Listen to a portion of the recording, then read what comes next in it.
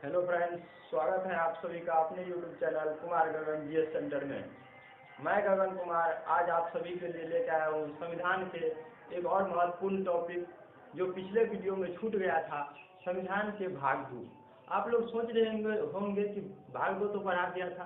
भाग 2 में सिर्फ हम अनुच्छेद पढ़ाए थे कि भाग 2 में नागरिकता की चर्चा है और उसमें अनुच्छेद 5 से 11 तक दिया गया है। हम अनुच्छेद 5 से 11 देख लिए थे और उसमें जो कुछ भाग छूट गया था जिसको अनुच्छेद 11 के तहत संशोधन किया गया, क्या कहते हैं, नागरिकता में भाग 2 में, और नागरिकता लेने की 5 विधि और नागरिकता खत्म होने के 3 विधि के बारे में चर्चा किया गया है।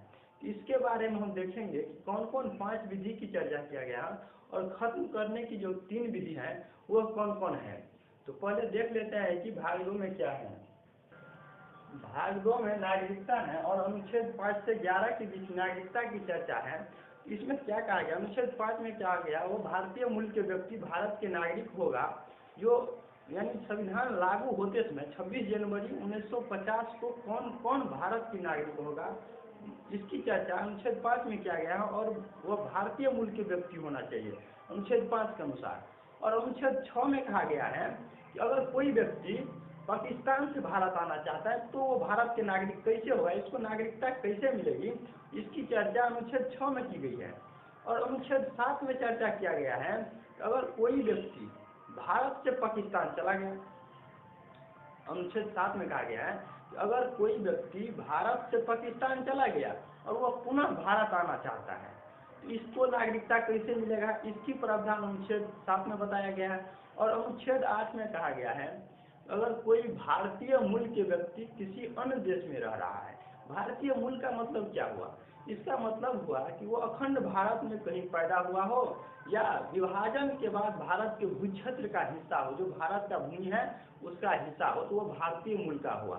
तो वो भारतीय मूल का व्यक्ति जो विदेश में कहीं रह रहा है, अब विदेश में रह रहा है भारतीय मूल का, अविभाजित भारत में पैदा हुआ है और भारतीय मूल का होगा नहीं, वो विदेश में कहीं रह रहा है, विभाजन से पहले विदेश चला गया है और वहाँ पे कोई अपने काम के सिलसिले में रह रहा है, उसको नागरिकता कैसे मिलेगी। अगर वो भारत में आना चाहता है, वहाँ पे रहना चाहता है, देश की सेवा करना चाहता है, इसको नागरिकता कैसे मिलेगी, वो अनुच्छेद 8 में चर्चा किया गया है।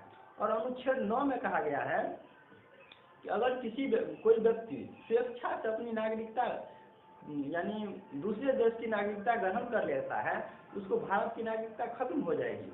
और अनुच्छेद 10 में कहा गया है कि संसद ऐसी कोई, यानी कोई प्रावधान या नागरिकता के संबंधी संशोधन करेगी, फिर भी जिसका नागरिकता बना है वो बना रहेगा, इसकी नागरिकता समाप्त नहीं होगी। और अनुच्छेद 11 के तहत संविधान निर्माताओं ने संसद को ये शक्ति दिया कि आप, यानी नागरिकता के संबंधी नए संशोधन करके नया नियम जोड़ सकते हैं, नागरिकता लेने की विधि जोड़ सकते हैं, नागरिकता खत्म करने की विधि को जोड़ सकते हैं। इसी के तहत यानी नागरिकता संशोधन अधिनियम 1955 किया गया, अनुच्छेद 11 के तहत किया गया।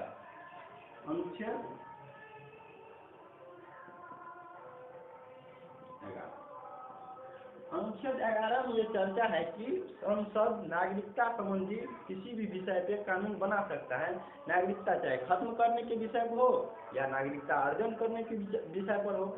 इसके तहत नागरिकता संशोधन अधिनियम 1955 किया गया और इसमें नागरिकता लेने की, अर्जन करने की 5 विधि बताई गई और नागरिकता खत्म करने की, यानी कोई ऐसा काम करिएगा तो आपकी नागरिकता खत्म हो जाएगी, इसकी 3 विधि बताई। तो आज हम डिटेल में देखेंगे कि नागरिकता लेने की जो 5 विधि हैं वो कौन कौन है और नागरिकता खत्म हो जाएगी कौन ऐसी 3 विधि हैं, इसके बारे में देखेंगे। और एकल नागरिकता क्या है, अब सुने होंगे कि भारत में एकल नागरिकता है, यानी इसका अर्थ क्या हुआ, एकल नागरिकता क्या है, इसको आज हम देखेंगे।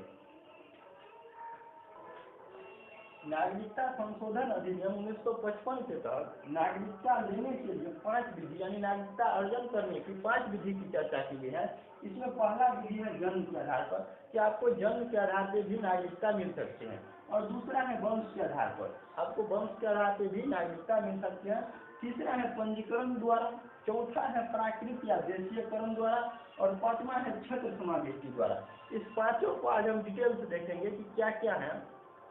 इसमें पहला देखते हैं कि जन्म के आधार से नागरिकता कैसे मिलती है। जन्म के आधार से कहा गया है कि 26 जनवरी 1950 तक जो व्यक्ति भारत के नागरिक हैं, भारत में जन्म लिया है, वो भारत के नागरिक माना जाएगा। और इसमें कहा गया कि 26 जनवरी 1950 तक जो व्यक्ति भारत में जन्म लिया है वो भारत की नागरिक माना जाएगा, परंतु 1 जुलाई 1947 से पूर्व जो व्यक्ति 1 जुलाई 1947 से पूर्व भारत में जन्म लिया है तो उसे उसकी माता पिता दोनों भारत के नागरिक होना चाहिए, यानी उसे भारत की नागरिकता होना चाहिए, भारत के मूल निवासी होना चाहिए, उसके माता पिता दोनों को। तब जब 1 जुलाई 1947 से पूर्व जन्म लिया हो। अगर वह व्यक्ति 1 जुलाई 1947 के बाद जन्म लिया हो, यानी 1 जुलाई 1947 से पूर्व जन्म लिया हो तो क्या होगा, माता पिता दोनों, माता पिता दोनों को भारत की नागरिकता होनी चाहिए और दोनों भारत की ही होनी चाहिए। और कहा गया क्या, इसके बाद 1 जुलाई 1947 के बाद जो व्यक्ति जन्म लिया हो भारत में, उसको उसके माता या पिता, आ गया है कि अगर 1 जुलाई 1947 के बाद कोई व्यक्ति भारत में जन्म लिया तो उसकी माता या पिता में से कोई एक भारत के नागरिक हो तो वो भारत के नागरिक माना जाएगा। 1 जुलाई 1947 के बाद जन्म लिया तो क्या होगा, 1 जुलाई 1947 से पहले जन्म लिया तो क्या हुआ, इसके बाद इसमें जाके फिर संशोधन किया गया। 3 दिसंबर 2004 के बाद कोई व्यक्ति भारत में जन्म लिया हो तो भारत का नागरिक तभी माना जाएगा जब उसकी माता पिता दोनों भारत का नागरिक है। क्या कहा गया, 3 दिसंबर 2004 के बाद कोई व्यक्ति भारत में जन्म लिया तो वह तभी भारत के नागरिक माना जाएगा जब उसकी माता पिता दोनों भारत का नागरिक हो। अगर यह नहीं हुआ, माना कि माता पिता दोनों नहीं है, तो क्या इसके लिए भी प्रावधान कि माता या पिता में से कोई एक भारत के नागरिक हो, दूसरा अवैध प्रवासी न हो। अवैध प्रवासी मतलब क्या हो, कोई चोरी छुप के भारत आ गया है और वहाँ पे रह रहा है, उसको यानी वीजा वूजा नहीं मिला और आ गया रह रहा है, वो हुआ अवैध प्रवासी। यानी यदि 3 दिसंबर 2004 के बाद जन्म लिया तो भारत के नागरिक तभी होगा जब उसकी माता पिता में से माता पिता दोनों भारत का नागरिक हो, या माता पिता में से कोई एक भारत का नागरिक हो और दूसरा अवैध प्रवासी न हो। इसमें दो, यानी इसमें कहा गया है कि भारत के राजनागरिक को और शत्रु देश के जो बच्चे होंगे उसको भारत की नागरिकता नहीं मिलेगी। इसके बाद कहा गया है वंश के आधार से नागरिकता कैसे मिलती है। दूसरा देखते हैं कि वंश के आधार से नागरिकता कैसे मिलती है। इसमें कहा गया है कि कोई व्यक्ति 26 जनवरी 1950 के बाद, यानी 26 जनवरी तक तो हम जन्म के आधार से देखेंगे, 26 जनवरी 1950 के बाद भारत में जन्म लिया हो या उसके वंश का हो, और 10 दिसंबर 1992 से पहले, और 26 जनवरी 1950 के बाद और 10 दिसंबर 1992 से पहले वंश के आधार पे उसको भारत की नागरिकता तभी मिलेगी जब उसका पिता भारत के नागरिक हो। सिर्फ पिता भारत का नागरिक हो। अगर पिता भारत के नागरिक रहेगा तो उसको वंश के आधार पर नागरिकता मिलेगी, अगर पिता भारत के नागरिक नहीं रहेगा तो उसको वंश के आधार पर नागरिकता नहीं दी जाएगी। इसके बाद क्या है कि 10 दिसंबर 1992, अगर कोई व्यक्ति 10 दिसंबर 1992 के बाद जन्म लिया उसको भारत की नागरिकता तब मिलेगी जब उसकी माता या पिता, इसमें कहा गया कि पिता भारत के नागरिक हो, और इसके बाद जो जन्म लेगा इसके बाद इसमें कहा गया है कि माता और पिता कोई एक दोनों में से कोई एक भारत का नागरिक हो। इसमें कहा गया है माता या पिता दोनों में से कोई एक भारत का नागरिक हो, भारत का नागरिक हो। कहा गया कि यानी 10 दिसंबर 1992 से लेकर 3 दिसंबर 2004 तक कोई व्यक्ति जन्म लेगा तो उसको उसके माता या पिता भारत का नागरिक हो तो उसे भारत के नागरिक मान लिया जाएगा। अगर कोई व्यक्ति 3 दिसंबर 2004 के बाद जन्म लिया तब क्या होगा? 3 दिसंबर 2004 के बाद अगर कोई व्यक्ति जन्म लेता है तो उसके वो भारत के नागरिक नहीं माना जाएगा। वंश के आधार पर उसको भारत की नागरिकता नहीं मिल सकती। इसके लिए इसको भारतीय दूतावास में, यानी जिस देश में वो रह रहा है वहाँ पे जो भारत के दूतावास है वहाँ पे जाके उसको पंजीयन करना पड़ेगा कि हम भारत के नागरिक बनना चाहते हैं, वहाँ देश की सेवा करना चाहते हैं। और जब उसको पंजीयन स्वीकार कर लिया जाएगा, उसकी पंजीयन स्वीकार कर ली जाएगी तो उसको ये उस देश की नागरिकता छोड़ना पड़ेगा। और पंजीयन करने के समय जो बच्चा जन्म लिया है, इस बच्चा के पंजीयन के समय वहाँ पे उसको प्रूफ देना पड़ेगा कि इस बच्चे के दूसरा कोई पासपोर्ट नहीं है, किसी अन्य देश का पासपोर्ट नहीं है, सिर्फ वह भारत का नागरिक बनना चाहता है और वंश के आधार पर भारत में रहना चाहता है। और इसके बाद कहा गया अगर वो वंश के आधार पर भारत के नागरिक बन गया है और वयस्क हो गया, जवान हो गया, किसी दूसरे देश का भी नागरिकता है और वंश के आधार पर भारत का भी नागरिक बन चुका है, अगर वो वयस्क हो गया, 18 वर्ष उम्र हो गया तो उसको यानी 18 वर्ष होने से 6 महीना पहले 18 वर्ष उम्र होने से 6 महीना पहले जिस देश में रह रहा है या किसी अन्य देश के उसके पास नागरिकता है उसकी नागरिकता छोड़नी पड़ेगी, यानी वहाँ की नागरिकता छोड़ देंगे तो वो भारत के नागरिक होगा। अगर नहीं छोड़ता है तो भारत की नागरिकता उसको नहीं मिलेगी। जो वंश के आधार पर नागरिक बने हैं उसे खत्म कर दिया जाएगा। तो और इसमें क्या कहा गया, 3 दिसंबर 2004 के बाद अगर कोई व्यक्ति भारत से बाहर किसी देश में जन्म लेता है तो वो वंश के आधार पर नागरिक नहीं माना जाएगा जब तक कि भारतीय दूतावास में उसकी पंजीयन नहीं किया जाए।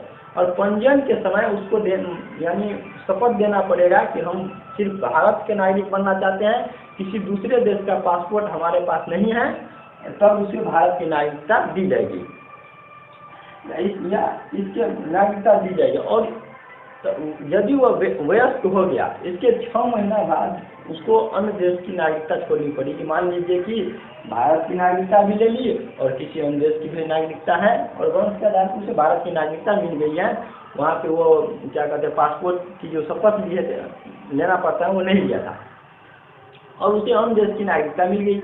इसके लिए उसको क्या करना पड़ेगा, अगर वो भारत में नागरिक बनना चाहता है इसके लिए उसको अन्य देश की जो नागरिकता ली है उसको वयस्क होने से 6 महीना पूर्व छोड़ना पड़ेगा। अगर नहीं छोड़ता है तो उसको भारत की नागरिकता खत्म हो जाएगी, भारत की नागरिकता नहीं मिलेगी। तीसरा है कि पंजीकरण द्वारा नागरिकता कैसे मिलेगी। तो केंद्र सरकार पंजीकरण द्वारा भी किसी देश के नागरिक को भारत की नागरिक बना सकता है।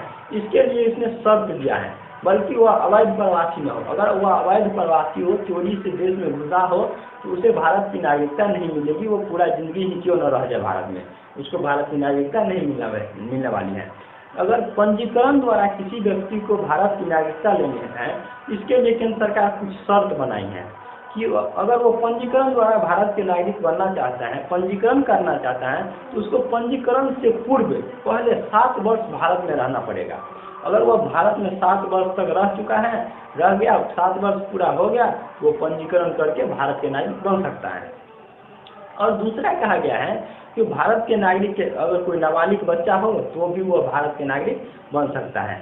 और तीसरा कहा गया है कि वह भारतीय नागरिक से विवाह किया हो। पहला कहा गया कि वो भारत में 7 वर्ष पंजीकरण से 7 वर्ष पूर्व रह रहा हो। दूसरा कहा गया कि वह भारतीय नागरिक के नाबालिग बच्चे हो। तीसरा कहा गया कि वह भारतीय मूल से यानी भारतीय नागरिक से विवाह कर लिया हो। अगर यानी भारत के कोई दूसरे देश का पुरुष है और भारतीय महिला से विवाह कर लिया हो, या कोई दूसरे देश का महिला है भारतीय पुरुष से विवाह कर लिया हो, तो वो भारत के नागरिक बन सकता है। इसके लिए उसको भी 7 वर्ष भारत में रहना पड़ेगा। अगर वो 7 वर्ष भारत में पूरा कर ले, कितना वर्ष? 7 वर्ष वो भारत में पूरा कर लिया तो पंजीकरण करके भारत के नागरिक बन सकता है। इसका चौथा बात क्या कहा, चौथा बात कहा गया है कि कोई व्यक्ति पूरी आयु और क्षमता का हो और उसकी माता पिता भारत में पंजीकृत हो, स्वतंत्र भारत में पंजीकृत हो और वहाँ पे रह रहा हो, तो उसको भारत की नागरिकता मिल सकती है। इसके लिए उसको 7 वर्ष नहीं रहना पड़ेगा, क्योंकि उसकी माता पिता रह रहा है और वो पूरी आयु और क्षमता का हो, तो 12 महीना से वो यानी पंजीकरण से 12 महीना पूर्व वह साधारण वहाँ पे रह रहा हो तो उसे भारत की नागरिकता दे दी जाएगी। और बतना कहा गया कि अगर कोई व्यक्ति पूरी आयु और क्षमता का हो और किसी समुद्र पार किसी देश में 5 वर्ष से रह रहा हो, उसे भारत की नागरिकता मिल सकती है। इसके लिए उसको यानी 5 वर्ष किसी अन्य देश में रह रहा हो, उसको साधारणतः वहाँ पे 12 महीना यानी 1 वर्ष निवास करना पड़ेगा। इसके बाद पंजीकरण द्वारा उसे भारत की नागरिकता दे दी जाएगी।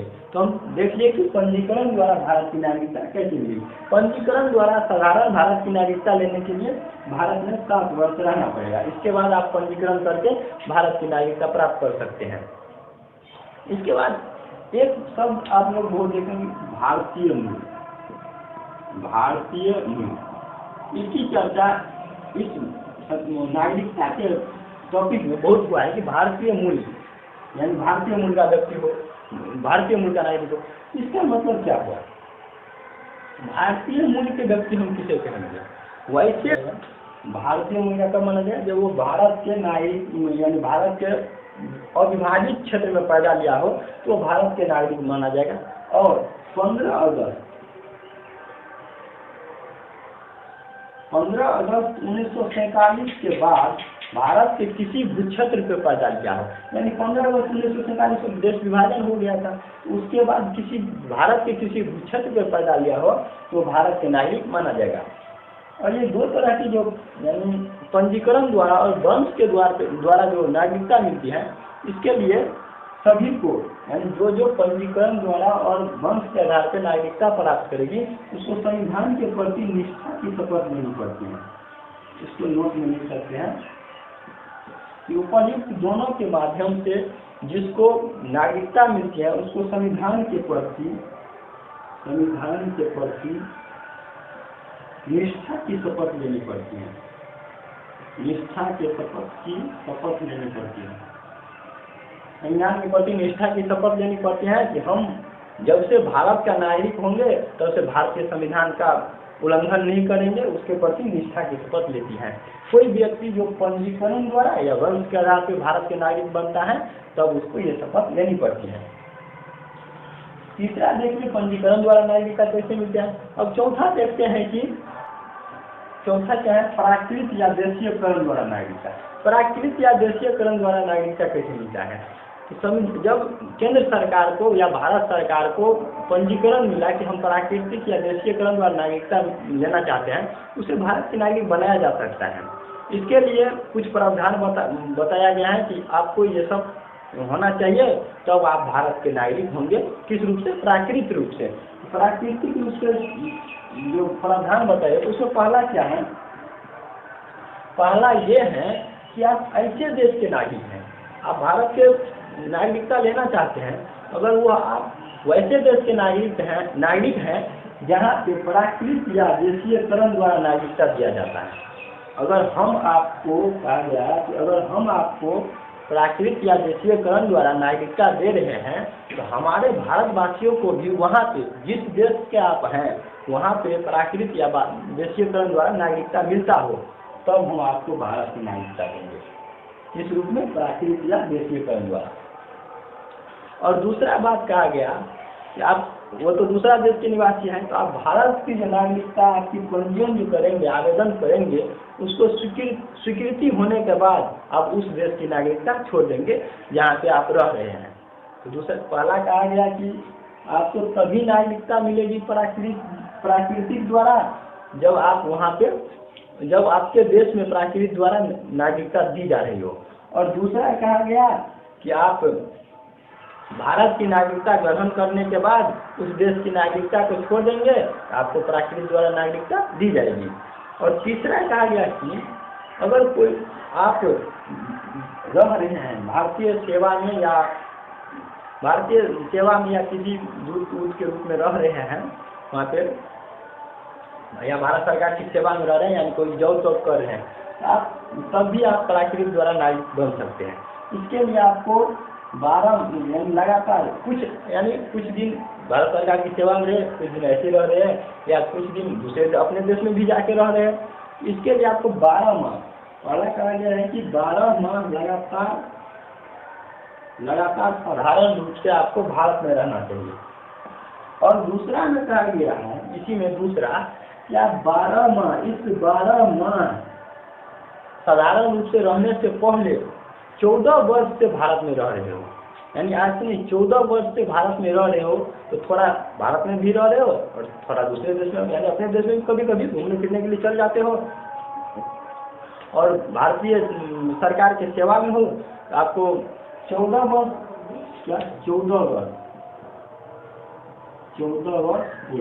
से भारत में रह रहा हूँ, और इस 11 माह से साधारणतः रहना ही पड़ेगा। इस 14 वर्ष से जब आप रह रहे हो, थोड़ा कभी वहाँ चले जाते हैं, थोड़ा यहाँ चले आते हैं, इसमें 11 वर्ष होना चाहिए। 11 वर्ष पूरा होना चाहिए कि आप 14 वर्ष से रह रहे हैं, कभी कभी वहाँ पे भी चले जाते हैं और वहाँ भी रहते हैं, इसमें 11 वर्ष होना चाहिए। 11 वर्ष से अगर कम हो गया तो आपको प्राकृतिक या देशीयकरण द्वारा नागरिकता नहीं दी जाएगी। इसके लिए क्या प्रावधान है? 11 वर्ष आप भारत में 11 वर्ष से रह रहा है तो आपको प्राकृतिक या देशीयकरण द्वारा नागरिकता मिल सकती है। और इसमें एक बात और कहा गया है कि इसका आचरण अच्छा हो, यानी किसी केस में हो आचरण अच्छा हो, इसको भारत की नागरिकता।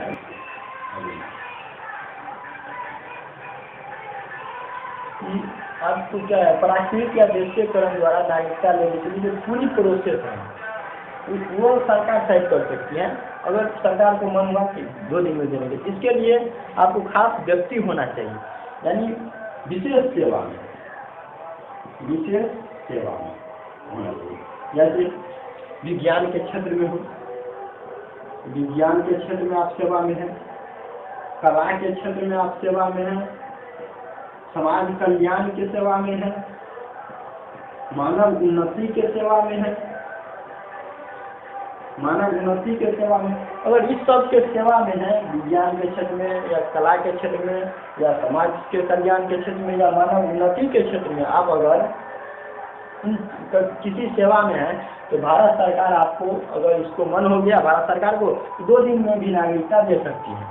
आपको ये जो प्रोसेस है उसको पूरा नहीं करना पड़ेगा, आपको ऐसे ही नागरिकता दे देगा।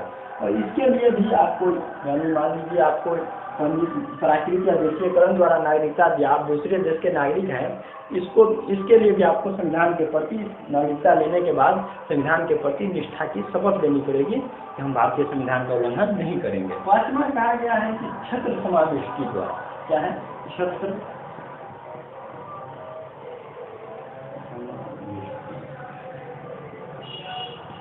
पांचवा कहा है क्षेत्र समाविष्टि द्वारा भी नागरिकता दी जा सकती है। तो क्षेत्र समाविष्टि द्वारा नागरिकता कैसे देगा?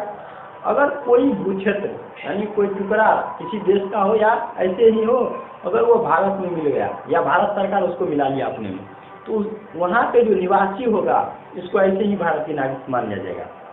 इसके तहत माना भी है, उदाहरण के रूप में आप दे सकते हैं इसका उदाहरण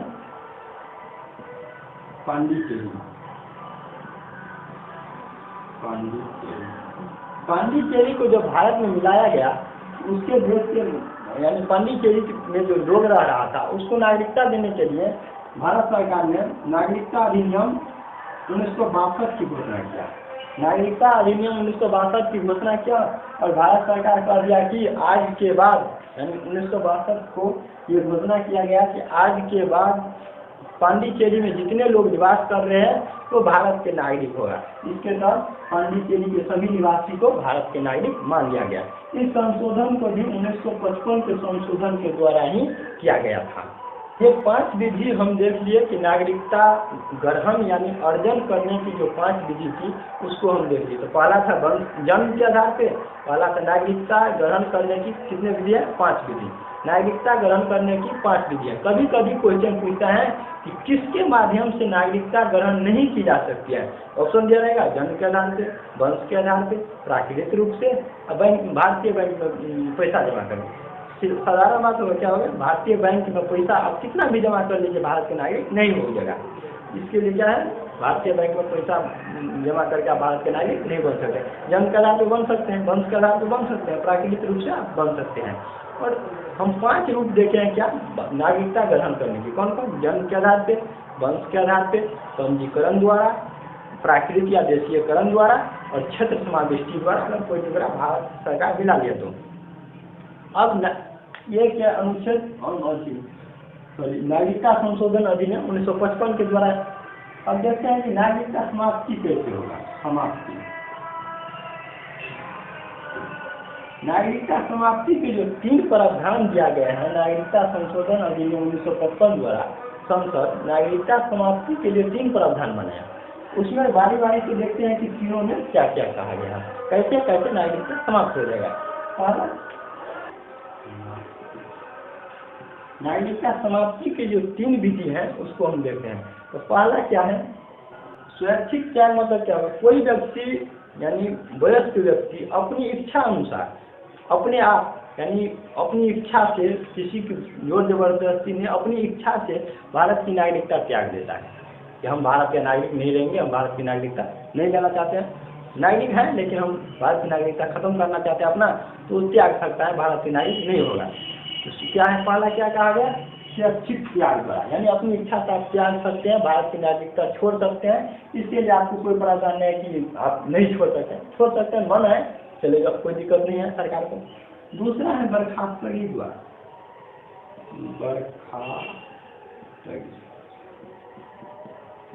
ये क्या है, बर्खास्तगी द्वारा कैसे नागरिकता खत्म होगा।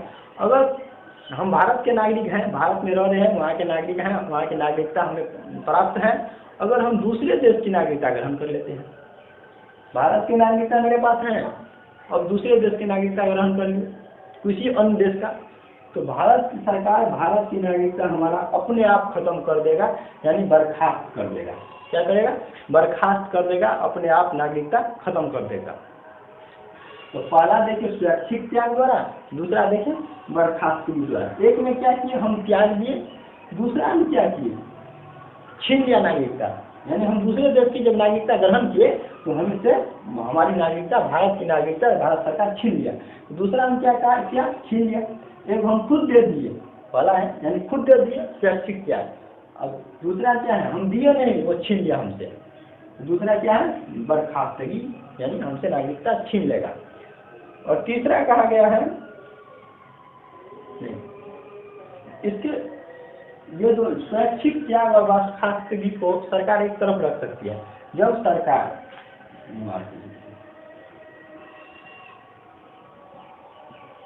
सरकार या देश युद्ध में व्यस्त हो, अगर सरकार या देश युद्ध में व्यस्त हो, किसी देश से युद्ध चल रहा हो और आप इस तरह से आवेदन कर रहे हैं कि हम भारत के नागरिक नहीं बनना चाहते हैं, हम भारत की नागरिकता खत्म करना चाहते हैं, और दूसरा कह रहे हैं कि बर्खास्तगी यानी आप दूसरे देश का नागरिकता ग्रहण कर लिए, इस दोनों को साइड कर सकते हैं, इसको साइड कर सकता है, यानी इस पर ध्यान नहीं देगा, एक तरफ कर ले। युद्ध खत्म होने के बाद आपकी ये स्वैच्छिक त्याग और बर्खास्तगी दोनों कर सकता है।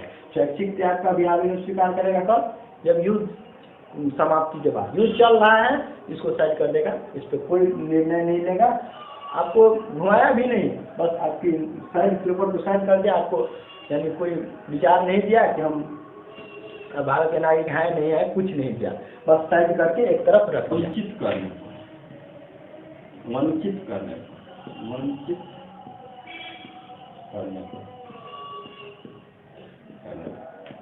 तीसरा कहा गया है कि नागरिकता कैसे खत्म होगा, वंचित करने पर। वंचित काहे करेगा, हम भारत देश में रह रहे हैं, वहाँ पे देश की सेवा कर रहे हैं, फिर हमको वंचित काहे करेगा, इसके लिए भी तो कोई कारण होना चाहिए। इसके लिए भी कारण बताया गया है। पहला कहा गया है कि आप संविधान का उल्लंघन करेंगे तो आपको नागरिकता के लिए, नागरिकता भारत के नागरिक से वंचित कर देगा। आप संविधान का उल्लंघन करिएगा तो आपको भारत की नागरिकता छीन ली जाएगी। दूसरा कहा गया है कि युद्ध के समय आप यानी जो शत्रु देश है, जो जिससे हमें युद्ध हो रहा है, उससे संबंध बनाए, गैर कानूनी संबंध बनाए, और कोई देश विद्रोही यानी कोई इम्पोर्टेंट बात था युद्ध के मामले में, वो उस देश को बता दिए। यानी युद्ध हो रहा था, हमारा पलड़ा भारी था, वो अपनी कमजोरी बता दी उसको, तो अब हमारा पलड़ा तो हरूप हो जाएगा, वो हम पे चढ़ जाएगा। इसीलिए इसके लिए अगर आप युद्ध में कोई देश विद्रोही बात किसी अन्य देश को बता देते हैं तो आपकी नागरिकता खत्म कर दी जाएगी। और कब, जब युद्ध हो रहा हो तब, और किसी देश का गैर कानूनी संबंध हो, अब नेपाल के साथ वैवाहिक संबंध हमारे साथ हैं तो हम बता सकते हैं, लेकिन देश विद्रोही बात नहीं बताएंगे। हमारे देश का पास ये है, आप ये कर लीजिए, आप लिख लीजिए, ये नहीं बता सकते हैं। अब हाँ, गैर कानूनी संबंध न हो। और तीसरा कहा गया है कि नागरिकता फर्जी रूप से ग्रहण नहीं किया गया, यानी आप देश में फर्जी रूप से घुस गए, आपके यानी जो नागरिकता लेने में पासपोर्ट सब लगता है वो फर्जी नहीं हो, ओरिजिनल होना चाहिए, तो आपकी नागरिकता खत्म नहीं होगी। अगर फर्जी हुआ, नागरिकता फर्जी रूप से प्राप्त किया गया हो तो आपको भारत की नागरिकता छीन ली जाएगी। और चौथा इसमें कहा गया है कि आप देशीयकरण या पंजीकरण द्वारा नागरिकता प्राप्त करते हैं। देशीयकरण या पंजीकरण द्वारा नागरिकता प्राप्त करते हैं, और इसके पहले आप किसी देश में 5 साल में 2 साल जेल में रह गए हैं तो आपको भारत की नागरिकता नहीं दी जाएगी। आपकी भारत की नागरिकता अपराध भी कर दिए हैं तो छीन लेंगे। और 5वां बात कहा गया है कि आप किसी देश में लगातार 7 वर्ष रह गए, यानी वहाँ पे गए, मान लीजिए काम उम करने के लिए, वहीं पे रह गए 7 वर्ष तक लगातार काम करते, बहुत पैसा होगा, हम तब अपने देश जाएंगे, पता चला कि देश की हमारी नागरिकता ही छीन लेंगे। अगर विदेश भी कोई कमाने के लिए जाते हैं तो 7 वर्ष नहीं रहिए, 6.5 वर्ष में आ जाइए, आपकी नागरिकता बनी रहेगी, 7 वर्ष तक नहीं रहेगी।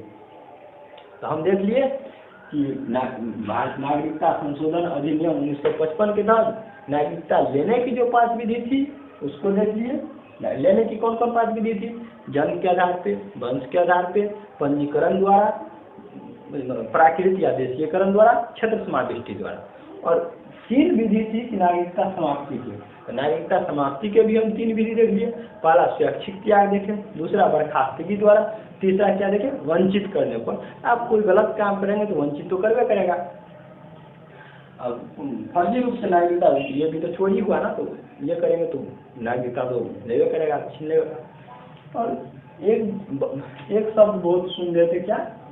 एकल नागरिकता। इसको देख लेते हैं क्या है, उसको भी निपटाइए देते हैं। एकल नागरिक,